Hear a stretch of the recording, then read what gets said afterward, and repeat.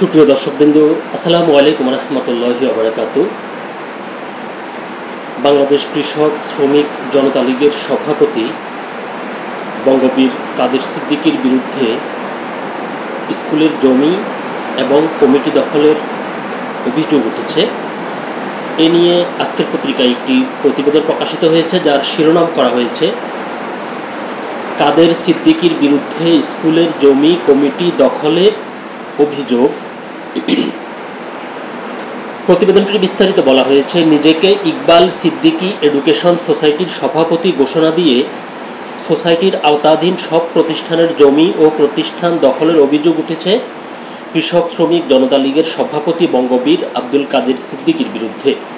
তবে এই অভিযোগ অস্বীকার করে কাদের সিদ্দিকী বলেছেন, সারা জীবনে কোনো কিছু দখল করি নাই, চাইলে মতিঝিলে রেখা টেনে দিতে পারতাম। গতকাল সোমবার দুপুরে ঢাকা রিপোর্টার্স ইউনিটের সাগর রুনি মিলনায়তনে এতিমের সম্পদ দখল, অর্থ আত্মসাৎ ও স্বাক্ষর জালিয়াতি করে কমিটি অনুমোদনের পাঁয়তারা করায় কাদের সিদ্দিকী গংয়ের বিরুদ্ধে আয়োজিত সংবাদ সম্মেলনে এই অভিযোগ করেন ভুক্তভোগীরা। সংবাদ সম্মেলনের আয়োজন করে Iqbal Siddiqui education society, Kochikancha academy, Nayanpur NS Adarsha Vidyalaya, Iqbal Siddiqui school and কলেজের সব শিক্ষক কর্মচারী ও ইকবাল সিদ্দিকীর পরিবার। সংবাদ সম্মেলনে ইকবাল সিদ্দিকীর মেজ ভাই হায়দার সিদ্দিকী লিখিত বক্তব্যে অভিযোগ করে বলেন, 1990 সালে গাজীপুরের রাজেন্দ্রপুর উপজেলার নয়নপুর গ্রামে পারিবারিক সম্পত্তির উপর কচিকাঁচা একাডেমি প্রতিষ্ঠা করেন ইকবাল সিদ্দিকী। পরে তার নেতৃত্বে গড়ে ওঠে Nayanpur NS Adarsha Vidyalaya, Iqbal Siddiqui school and college ও ইকবাল সিদ্দিকী এডুকেশন সোসাইটি। তবে 2023 সালে ইকবাল সিদ্দিকীর মৃত্যুর পর তাঁর দূর সম্পর্কের আত্মীয় কৃষক শ্রমিক জনতা লীগের সভাপতি আব্দুল কাদের সিদ্দিকী নিজেকে ইকবাল সিদ্দিকী এডুকেশন সোসাইটির সভাপতি ঘোষণা করেন। এরপর থেকে তিনি সোসাইটির সব প্রতিষ্ঠান জমি ও প্রতিষ্ঠান দখল করতে জাল ও মৃত ব্যক্তির স্বাক্ষর নিয়ে কমিটি গঠন, রাজনৈতিক প্রভাব খাটানো সহ নানা অপকর্ম শুরু করেছেন। হায়দার সিদ্দিকী বলেন, 2023 সালের 4 মার্চ ইকবাল সিদ্দিকীর মৃত্যুর পর দুদিনের মধ্যে অত্যন্ত সুকৌশলে শোকাহত পরিবারের স্পর্শকাতর সময়ে তার কিছু সহযোগীর যোগ সাজসে নিয়ম বহির্ভূতভাবে আব্দুল কাদের সিদ্দিকী নিজেকে ইকবাল সিদ্দিকী এডুকেশন সোসাইটির সভাপতি ঘোষণা করেন। ইকবাল সিদ্দিকীর মৃত্যুর পর থেকে জনাব কাদের সিদ্দিকীর ইকবাল সিদ্দিকী ও তার উত্তরাধিকারদের সম্পত্তির উপর নজর পড়ে। কাদের সিদ্দিকীর পাশাপাশি প্রতিষ্ঠানের সঙ্গে জড়িত আব্দুর রহমান, সিরাজুল হক, SM মিজানুর রহমান ও আতিক জড়িত বলে অভিযোগ করেন তিনি জানান, ইকবাল সিদ্দিকীর মৃত্যুর পর মৃত ইকবাল সিদ্দিকী ও মৃত লক্ষণ দেবনাথের স্বাক্ষর জাল করে এবং ইকবাল সিদ্দিকী এডুকেশন সোসাইটির নির্বাহী সদস্য সাজেদা রোজি, আফরোজা খানম, মোহাম্মদ আলাউদ্দিন, সুশান্ত কুমার ভট্টাচার্য ও অর্থ সচিব হরিপদ সরকারের স্বাক্ষর জাল করে সিরাজুল হক যৌথ মূলধনী কোম্পানি অ্যান্ড ফার্মসমূহের পরিদপ্তরে কমিটি দাখিল করে। যে কমিটির সভাপতি হিসেবে তালিকায় রয়েছেন কাদের সিদ্দিকী। নিশ্চিত স্বাক্ষর জালিয়াতির প্রমাণ পাওয়ায় দাখিল করা কমিটি স্থগিত ঘোষণা করে RJSC। কমিটি স্থগিত হলেও কাদের সিদ্দিকী প্রতিষ্ঠানের ব্যাংক অ্যাকাউন্টগুলো থেকে অবৈধভাবে টাকা উত্তোলনের জন্য ব্যাংক কর্তৃপক্ষকেও ক্রমাগত চাপ সৃষ্টি করছেন দাবি করে হায়দার সিদ্দিকী বলেন, ইকবাল সিদ্দিকীর মৃত্যুর পর ব্যাংক কর্তৃপক্ষকে বিভ্রান্ত করে সরকারি অনুমোদন ছাড়াই কাদের সিদ্দিকী গং প্রতিষ্ঠানের হিসাব পরিচালনার দায়িত্ব নেয়। আমাদের অভিযোগের ভিত্তিতে বর্তমানে আর্থিক নিরাপত্তার স্বার্থে ব্যাংক হিসাবগুলো অবরুদ্ধ রয়েছে, তবে যে কোনোভাবে তারা ব্যাংক থেকে অর্থ ছাড় করানোর পাঁয়তারা করছে।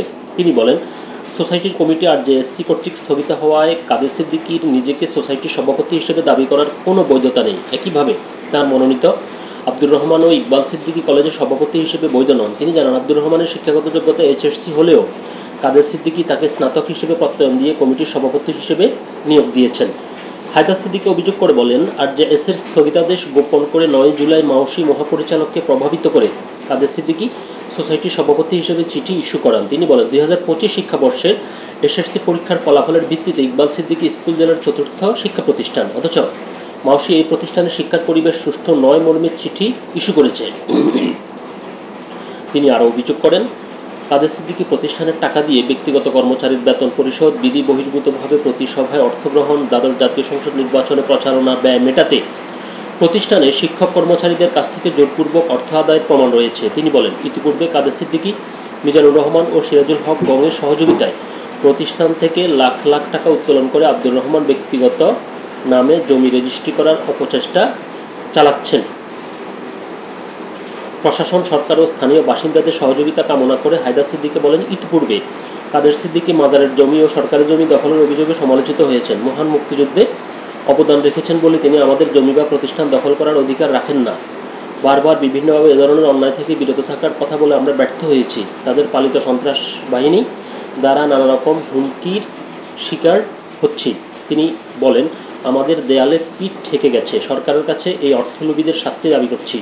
আমাদের প্রাণের বিদ্যাপীঠের গতিশীল সুষ্ঠু পরিবেশ অব্যাহত রাখতে এবং কাদের সিদ্দিকী ও তার দুষ্কৃতিকারী সহযোগীরা অন্যায়ভাবে বিভিন্ন মহলের কোনো প্রকার সহযোগিতায় যাতে জমি দখল, প্রতিষ্ঠান দখল ও অর্থ আত্মসাৎ করতে না পারে সে ব্যাপারে সবার সহযোগিতা কামনা করছি। অভিযোগের বিষয়ে জানতে চাইলে কাদের সিদ্দিকী আজকের পত্রিকাকে বলেন, আমি সারা জীবনে কোনো কিছু দখল করি নাই। আমি চাইলে মতিঝিলের রেখা টেনে দিতে পারতাম। যারা অভিযোগ করছে তারা সবচাইতে বেশি অপরাধী, তারাই তো জবরদখলকারী, তারা ওই প্রতিষ্ঠানে আগুন দিয়েছিল। এগুলোতে আমার কোনো হাত নাই, আমি এগুলো কিছু করিও না। তিনি আরও বলেন, প্রতিষ্ঠানটা যাতে চলে এই জন্য তাদের কান্দাকাঠিতে আমি ওখানে গিয়েছিলাম। এখন ওনারা আপনাকে চাচ্ছেন না, তবু কেন আপনি সেখানে আছেন? জানতে চাইলে তিনি বলেন, এটা আমার প্রতিষ্ঠান, আমি ছাড়বো কেন? ওনারা আনঅথরাইজ, একজনও এটার সঙ্গে যুক্ত না, এটা একটা ট্রাস্টেড প্রপার্টি। মূল প্রতিবেদনটি এ পর্যন্তই ছিল। তো যেটি বলতে হয় সেটি হচ্ছে যে বাংলাদেশের 1971 সালে পাকিস্তানের বিরুদ্ধে মহান মুক্তিযুদ্ধে এই বঙ্গবীর কাদের সিদ্দিকীর অবিস্মরণীয় ভূমিকা রয়েছে। এই জন্য সারা দেশের মানুষ তার কাছে ঋণী এবং তিনি তার জন্য অবশ্যই তিনি সম্মানপ্রাপ্য। কিন্তু এর আগেও তার বিরুদ্ধে একটি মাজারের জমি দখলের অভিযোগ উঠেছে। এখন আবার এই শিক্ষা প্রতিষ্ঠানগুলোর জমি দখল এবং কমিটি দখলের অভিযোগ উঠেছে।